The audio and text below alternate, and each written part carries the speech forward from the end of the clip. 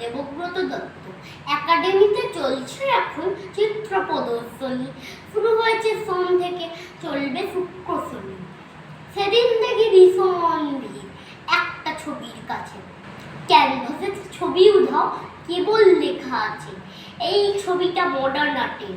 খাচ্ছে গরু ঘাস, গরু নেই, ঘাসও নেই, এতেই জলোচ্ছ্বাস। শিল্পী কোণে দাঁড়িয়েছিলেন, প্রশ্ন করি তাকে, ঘাসের চিহ্ন কোথায় এতে, বলুন তো এই ফাঁকে। শিল্পী বলেন, এটা মডার্ন আর্ট ভাই, গরুটা সব খেয়ে ফেলেছে, তাই তো ঘাস নাই। আমি তখন প্রশ্ন করি, তবু গরুটাও তো দেখতে পাবো, সেটাই বানাই কেন? শিল্পী বলেন, মডার্ন আর্টে অনেক বোঝার আছে। ঘাস খাওয়া শেষ করে গরু আগেই চলে গেল